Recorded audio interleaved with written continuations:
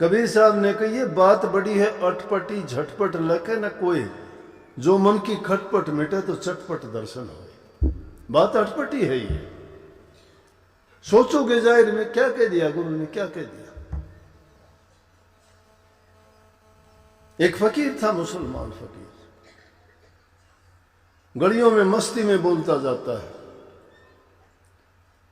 मुसल्ला रंग शराबे जे गुरु फरमावे, मुसल्ला रंग शराबे जे मुर्शिद फरमावे। लोग कहने लगे ऐसे बेवकूफ है, मुसल्ला इतनी पवित्र चीज होती है, मुसलमान भाई जब नमाज पढ़ते हैं तो नीचे बिछाते हैं उसको, जैसे हम दरी वगैरह बिछा के बैठते हैं, वो बहुत पाक और पवित्र मानते हैं उसको। और उस पवित्र चीज के लिए कहता है कि अगर गुरु कहता है तो जरा उसको शराब में रंग ले, मुसल्ला रंग शराब में जे मुर्शिद फरमावे। बड़े नाराज हो गए, पकड़ के उसको लेके गए, काजी के पास लेके गए। काजी न्याय करने वाले को कहते थे, जैसे न्यायाधीश होते हैं तो काजी सब बातों का न्याय करता था। काजी के सामने हाजिर किया जाके, कहने लगे देखो क्या बोलता है ये गुरमुखता की बात।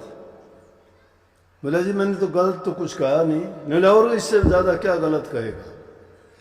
काजी कहने लगे इसको सजा देने से पहले ऐसे करते हैं, इसको राजा को के सामने पेश करेंगे। राजा के सामने पेश किया। बोला क्या बोलता है तू।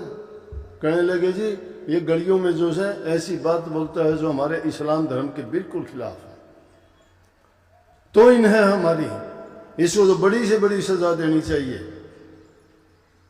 काजी सजा दे सकता था, लेकिन काजी के दिमाग में आई कि ऐसी तो बात नहीं है, फकीर आदमी है, मैं अकेला इसके लिए दोषी क्यों बनूं, राजा के सामने लेके जाऊं, राजा जो कहेगा वैसा हो जाएगा, क्यों काजी से बड़ा राजा होता है। शायद हो सकता है मेरी कोई त्रुटि ना रह जाए। राजा कहने लगे हाँ जी फकीर जी क्या बात, आप क्यों बोलते हैं ऐसा। बोला जी मैं गलत तो नहीं बोलता, मैं तो कहता हूं मुसल्ला रंग शराबे जे मुर्शिद फरमावे, कि अगर गुरु कहता है तो मुसल्ले को शराब में रंग लो, दोष नहीं है। गुरुमुख था वो गुरु का महत्व जानता था कि गुरु क्या कहता है, गुरु किस लिए कहता है, गुरु के कहने में राज क्या है। वो काजी से बोले कि तू इस बात का, उससे कहने लगे कोई प्रमाण देगा इसका। बोले हाँ कौन लेना चाहेगा। काजी बोले हाँ मुझे बता क्या बताएगा। बोला कि एक पहाड़ी पर महात्मा है, उसके पास चले जाओ, वो बता देगा आपको। बोला अच्छी नौबत आई, राजा के पास लेके आया, ये तो कहता है कि मुसल्ला शराब में रंग ले, अब कहता है महात्मा के पास जा। मैं न्यायकारी आदमी, ऊंचे पद वाला, महात्माओं के चक्कर काटू। अब महात्मा के पास जाता है, महात्मा के पास जाके कहने लगा जी इस तरह से मैं आया हूं कि एक फकीर है और वो कहता है कि मुसल्ला रंग शराबे जे मुर्शिद फरमावे। बोला भाई हाँ कहता तो वो सही है, ठीक कहता है, लेकिन ये काम तो तुम शहर की उस गली में चला जाए, एक वैश्या है वो बताएगी इसका मतलब। माथे में हाथ मारा, मैं काजी सबके न्याय करता हूं, सब मुझे जानते हैं, वैश्या के घर कैसे चला जाऊं। बोला ये ले 2 रुपए। 2 रुपए भी दे दिए महात्मा ने उसको। अब 2 रुपए लेके पांव पटकता हुआ जाता है वैश्या के घर जाके। ओहो वैश्या देख के बड़ी खुश हुई, काजी जी आए हैं। और तो बहुत ऐसे वैसे लोग आते जाते ही रहते हैं रोजाना, कि मुजरा देखने के लिए आए हैं। बिछा दिए उसने, गलीचे लगा दिए, मसन लगा दिए। बोले कि बोला इनकी चीज़ों की ज़रूरत नहीं, मैं जो काम आया हूँ वो काम पूछना है। बोला काम क्या है, बैठो आप, काम एक ही होता है यहाँ और दूसरा कोई काम नहीं है। बोला लेकिन मेन जो यहाँ नाचने वाली है वो तो है नहीं यहाँ पे, वो तो गई। लेकिन अब क्या है कि एक जवान लड़की है, आज तक नाची नहीं, उसको पेश करती हूँ। उसको बुलाया, कहने लगी तैयार होके आ जा तू, काजी आया है। बोली आज तक मैं कभी नाची नहीं। बोला तुझे सिखा रखा है, शुरू कर ले आज से। शहर का इतना बड़ा आदमी, और ये अवसर कब आने वाला है, तेरा तो मुहूर्त भी अच्छे आदमी से होता है। मुजरा दिखा उसको, खुश होके, पता नहीं क्या दे देगा क्या करेगा।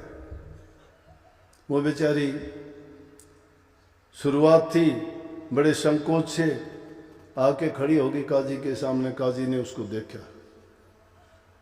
और देख के कहने लगे उसका मकसद ही नहीं था। बोला मैं तो आया था किस काम के लिए, मुझे मुजरा नहीं देखना। उससे कहने लगे बेटी तू कौन है।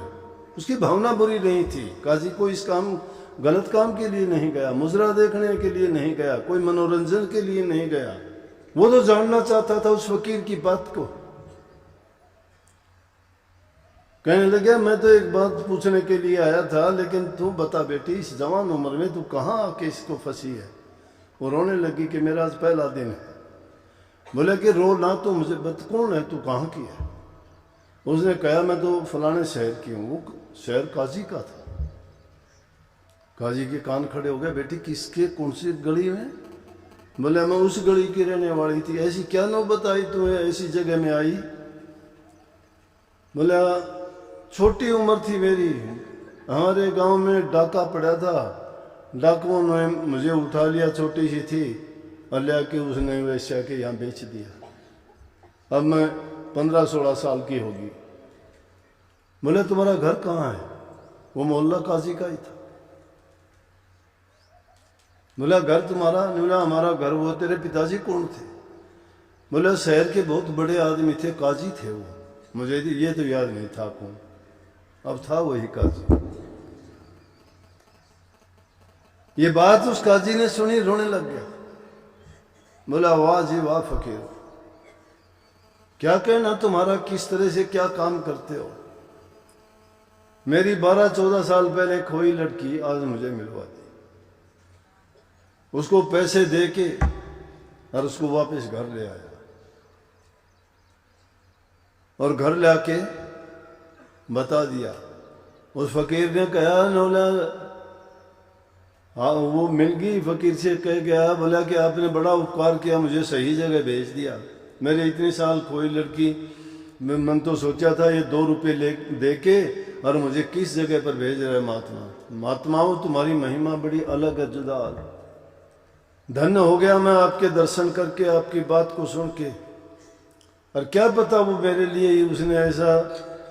मैं कहता हूँ इंसान की जब सोच अच्छी होती है और वो कुछ अच्छा करना चाहता है, परमात्मा उसके लिए रास्ते बना देता है, उसके लिए ऐसी सीढ़ियां लगा देता है, वो जहां कहीं जाना चाहता है उसको पहुंचा देता है, बिना तकलीफ के, बिना किसी परेशानी के। लेकिन उसका कर्म अच्छा होना चाहिए, सोच अच्छा होना चाहिए, उसमें परहित पर उपकार होना चाहिए, उससे किसी का नुकसान नहीं होना चाहिए।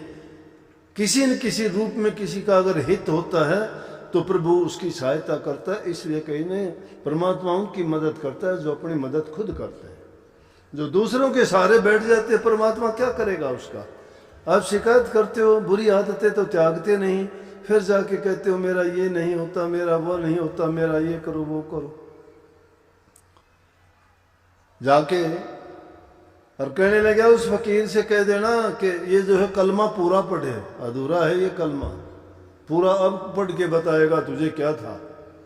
राजा के सामने सारी हकीकत बताई, लड़की को पेश किया, राजा भी बड़ा खुश हुआ। तो उससे कहने लगा फकीर ने ये कहा है, उसने जो आपने बताया था पहाड़ी पर है, कि इसको कलमे को पूरा कर। अब ये कलमा अधूरा है आपका। मुसल्ला रंग शराबे जे मुर्शिद फरमावे।